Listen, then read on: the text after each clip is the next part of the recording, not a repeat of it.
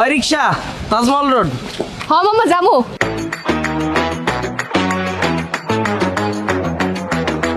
কি খেলা দেখাইলি রে বিলকিস, শিখলাম। বিলকিস? এই বিলকিস কে বাবু? আমার এক্সা ছিল। ওই কই তো কাম কাজ যে করো না, ভবিষ্যতে তো তোমার রিক্সা লয়ে বাইরিতে হইব।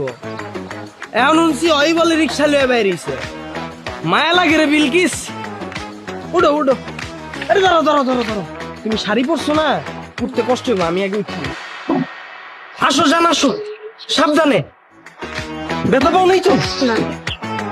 যাও যাও।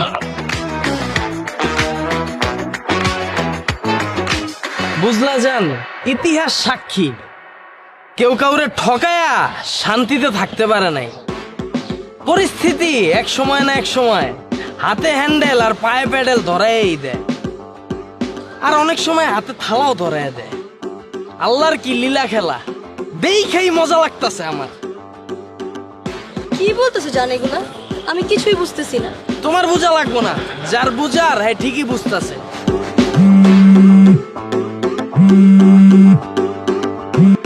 হ্যালো,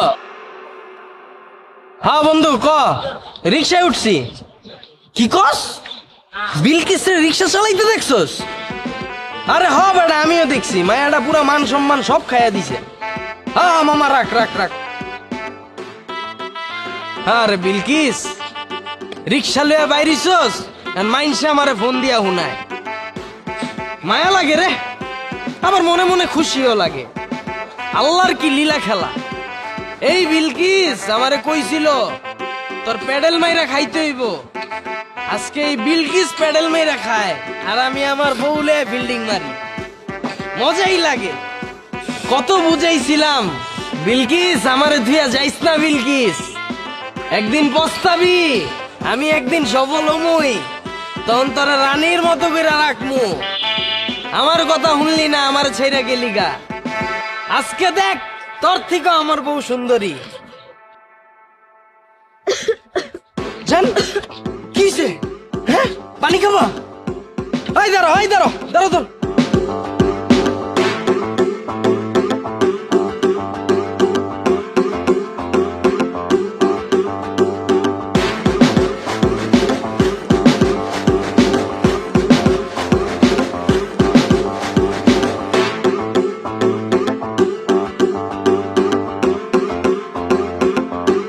যাও তুমি যাও।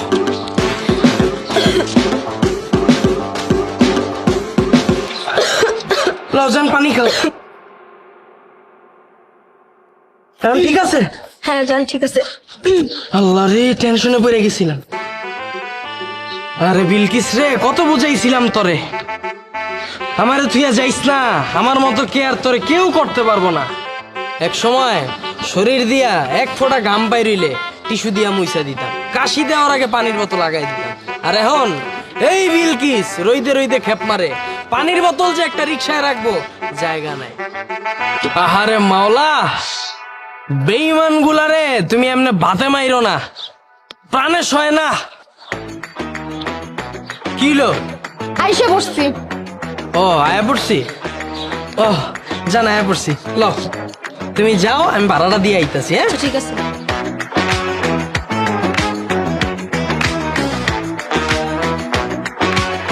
দেখো, তোমার সাথে আমার যা কিছু ছিল তা নতুন করে কেন তুলতেছো? আমি একটা মেয়ে মানুষ, আমি রিক্সা চালাচ্ছি, তার পিছনে নিশ্চয়ই কোনো বড় একটা কারণ আছে। আর কোনো বড় কারণ না থাকলে না মেয়ে মানুষ রিক্সা নিয়ে রাস্তায় নামে না। তো কি হইছিল ওই দিন? তুমি আমার ছেড়ে চলে গেছিলা কেন, আর যোগাযোগ কেন বন্ধ করছিলা? তুমিই বলো, আমি কোনো শান্তিতে ছিলাম? তুমি সারাটা দিন সিগারেট টানতে, তোমার তো কোনো চিন্তা ভাবনাই ছিল না একটা চাকরি বাকরি জোগাড় করবা, এরকম কোনো চিন্তা ভাবনাই আমি তোমার মধ্যে দেখতাম না। আর ওইদিকে আমার বাবা মা প্রত্যেকটা দিন আমাকে প্রেশার কিট করতো বিয়ের জন্য। আমি তোমাকে কত কথা বলছি, কত বোঝানোর চেষ্টা করছি, তুমি কখনো আমার কথা শুনছো? আমার কথা বোঝার চেষ্টা করছো? আর কি বললো?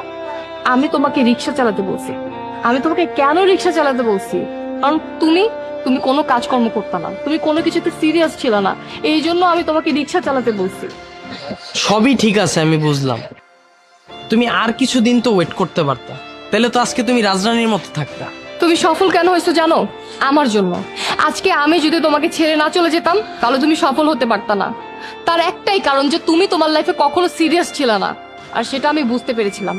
আমি জানতাম আমি যদি তোমার লাইফ থেকে চলে না যাই তুমি কিচ্ছু করতে পারবা না। তাই আমি তোমার লাইফ থেকে চলে গেছি। আর তাছাড়া আমার অন্য কোনো উপায় ছিল না। আমার বাবা মার পছন্দের ছেলেকে আমার বিয়ে করতে হয়েছে, তাই আমি আমার বাবা মার পছন্দের ছেলেকে বিয়ে করছি। আচ্ছা ঠিক আছে, আমি তোমার সব কথা মাইনা নিলাম। তুমি রিক্সা নিয়ে কেন বেরিয়েছো আমি তো এটাই বুঝতেছি না। আসলে সত্যি কথা বলতে কি জানো, বাবা মার পছন্দে বিয়ে করেছি ঠিকই, কিন্তু তোমাকে তো আমি অনেক ভালোবাসতাম। তোমাকে আমি ভুলতে পারিনি। প্রতিনিয়ত আমার তোমার কথা মনে পড়তো। আমি প্রত্যেকটা দিন কান্না করতাম। আমি ভাবতাম কি আমি যা করছি অনেক বড় ভুল করছি, আমি তোমাকে হারায় ফেলছি। আমি সবসময় আমার বাবা মাকে বলতাম তোমাদের জন্য আজকে আমার এই অবস্থা। আমি যাকে ভালোবাসি তাকে পাই নাই। আমার এই কষ্ট আমার বাবা না সহ্য করতে পারে নাই। আমার কথাগুলো আমার বাবা নিতে পারে নাই, যার কারণে আমার বাবা স্টক করার পর আমার বাবা মারা যায়। বাবা মারা যাওয়ার পর আমি না পুরো স্থির হয়ে যাই।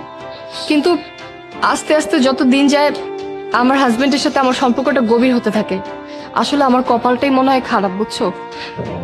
আমার হাজবেন্ডের সাথে আমার সম্পর্কটা গভীর হওয়ার প্রথম সপ্তাহতেই আমার হাজবেন্ডের ব্লাড ক্যান্সার ধরা পড়ে।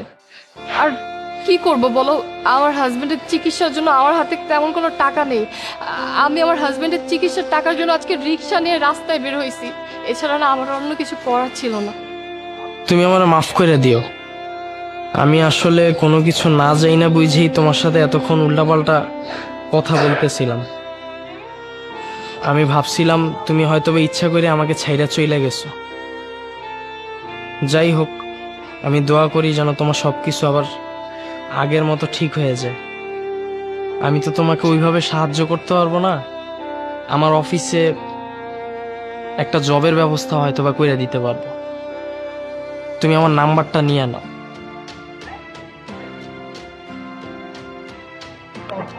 017। তুমি আমার সাথে যোগাযোগ করো, আমি চেষ্টা করব। তোমার বউ না অনেক ভালো, কারণ তুমি এতক্ষণ যাবত তোমার এক্সকে নিয়ে এত উল্টাপাল্টা কথা বললা। তোমার বউ কিন্তু একটুও রাগ করেনি। আসলে আমার আর আমার ওয়াইফের সেম মেন্টালিটি। তুমি যোগাযোগ করো, আমি চেষ্টা করব তোমার জন্য। আর কিছু মনে করো না আমার কথা। দোয়া করি সুখী হও।